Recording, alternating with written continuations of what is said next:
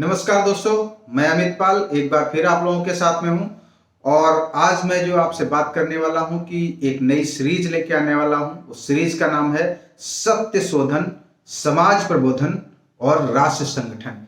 किस तरीके से सत्य का शोधन किया जाए, उसके बाद में समाज का प्रबोधन किया जाए और एक संगठित, सुसज्जित और एक शक्तिशाली राष्ट्र का निर्माण किया जाए। जो आज से पहले था हमारा, उसको हम लोग भूल गए। जो हमारी संस्कृत रही थी, उसको भूल गए।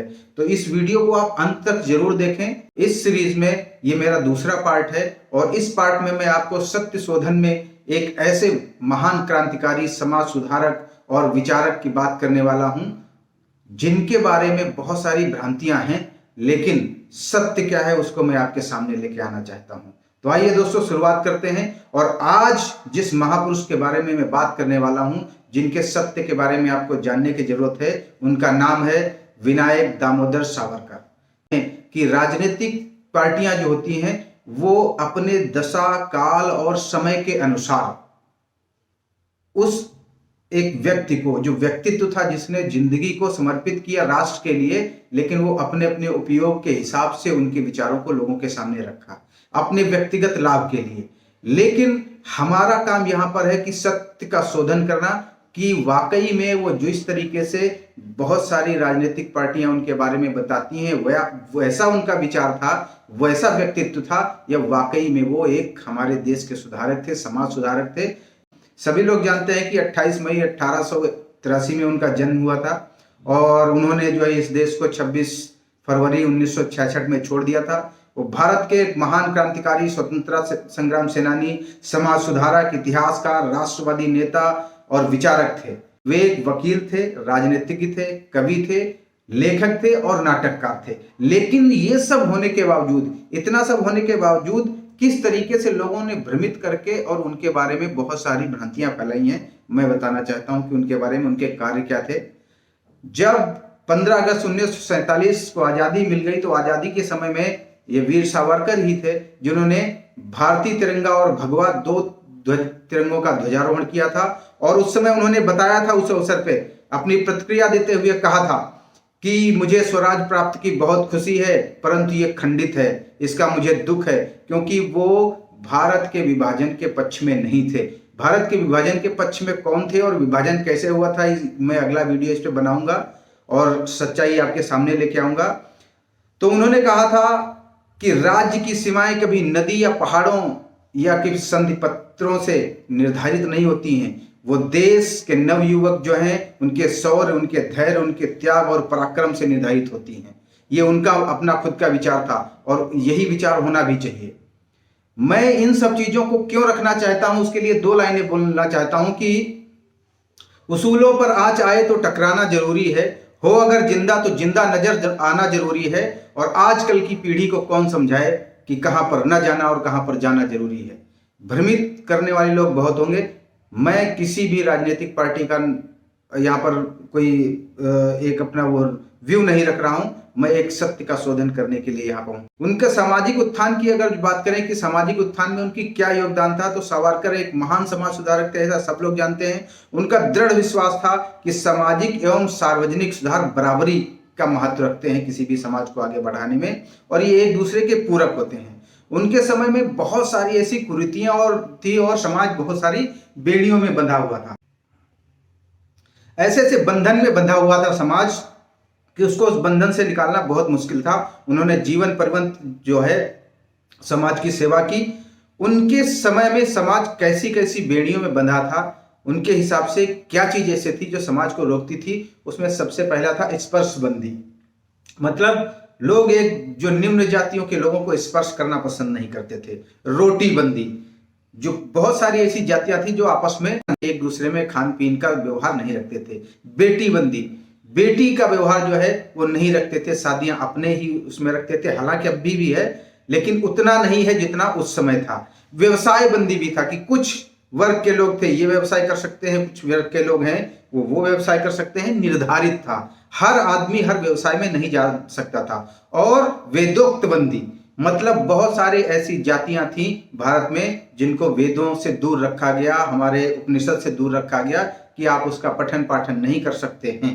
जबकि ये एक बहुत बड़ी कुरीति थी। और शुद्धिबंदी मतलब किसी भी प्रकार से कोई अगर जो हिंदू धर्म से बाहर निकल गया है तो उसको वापस ला करके आप उसको दूसरा हिंदूकरण नहीं कर सकते हैं और लोग उसको स्वीकार नहीं करते थे। ये वीर सावरकर के अनुसार समाज में फैली हुई कुरीतियां थी कि एक दृष्टि में हम देखते हैं कि उन्होंने क्या क्या कार्य किए। तो वे भारत के पहले ऐसे व्यक्ति थे जिन्होंने सन 1905 के बंग के बाद में 1906 में स्वदेश का नारा दिया था। स्वदेशी का नारा देने के बाद में जो विदेशी कपड़े थे उनकी होली सबसे पहले उन्होंने ही जलाई थी। मतलब आग उन्होंने ही आगे बढ़ाई थी आजादी की, और आजादी और स्वराज्य की स्थापना करने के लिए उन्होंने बहुत प्रयास किए थे।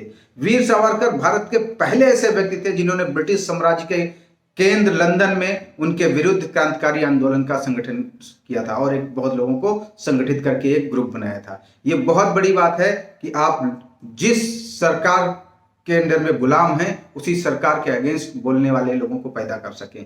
ये क्या व्यक्तित्व रहा होगा उनका। वे भारत के पहले व्यक्ति थे जिन्हें अपने विचारों के कारण बैरिस्टर की डिग्री खोनी पड़ी थी। आप सोचिए उन्होंने कितना बड़ा त्याग किया था। वे पहले ऐसे भारतीय थे जिन्होंने पूर्ण स्वतंत्रता की मांग की थी और जब तक स्वतंत्रता नहीं मिली तब तक उन्होंने अपना सहयोग जो है वो देते रहे। वे भारत के पहले और दुनिया के एकमात्र ऐसे लेखक रहे हैं जिनकी पुस्तक को प्रकाशित होने से पहले ब्रिटिश साम्राज्य और उनकी सरकारों ने जो है प्रतिबंध लगा दिया था और उसको छपने नहीं दिया था। भारत के वो पहले ऐसे व्यक्ति थे जिन्होंने सन 1857 में जो लड़ाई हुई थी उसको भारत का प्रथम स्वाधीनता संग्राम बताते हुए 1907 में लगभग में 1000 पृष्ठों का इतिहास लिखा था। उस इतिहास को आजकल दबाया जाता है, बताया नहीं जाता है, लेकिन उन्होंने हिम्मत दिखाई और उन्होंने उसको लिखा था। वे दुनिया के पहले ऐसे राजनीतिक कैदी थे जिनका मामला हेग के अंतर्राष्ट्रीय न्यायालय में चला था और वहां पर उनको सफलता भी मिली थी। वीर सावरकर के बारे में अगर जो और कुछ भी कहा जाए तो वो पहले भारतीय राजनीतिक कैदी थे जिन्होंने एक अछूत को मंदिर का पुजारी बनाया था, क्योंकि उस समय जो है अछूत और छुआछूत की बीमारी ये बहुत तगड़े से फैली थी। इस बीमारी को दूर करने के लिए, हिंदू धर्म को एकत्रित करने के लिए, या यूं कहें कि हमारे अंदर से ऊंच नीच की जो एक बीमारी फैली थी उसको दूर करने के लिए उन्होंने ये कदम उठाया था। और गाय को सबसे पहले उपयोगी पशु कहने वाले भी जो है वीर सावरकर थे। वीर सावरकर हालांकि वो महात्मा गांधी जी के बहुत कटु आलोचक थे और उन्होंने अंग्रेजों द्वारा जो द्वितीय विश्व युद्ध के समय में जर्मनी के विरुद्ध हिंसा को गांधी जी के द्वारा समर्थन किए जाने का पाखंड बताया था। उन्होंने कहा था ऐसा गांधी जी को नहीं करना चाहिए था और इस वजह से वो उनके आलोचक बन गए थे, विश्वास करते थे। उनका मानना था किसी भी राष्ट्र की पहचान के 3 आधार होते हैं: भौगोलिक एकता, जातीय गुण और साझा संस्कृति। उन्होंने तीनों पे काम किया था क्योंकि वो नहीं चाहते थे कि हमारे देश का विखंडन हो, तो वो भौगोलिक एकता पे भी उन्होंने काम किया।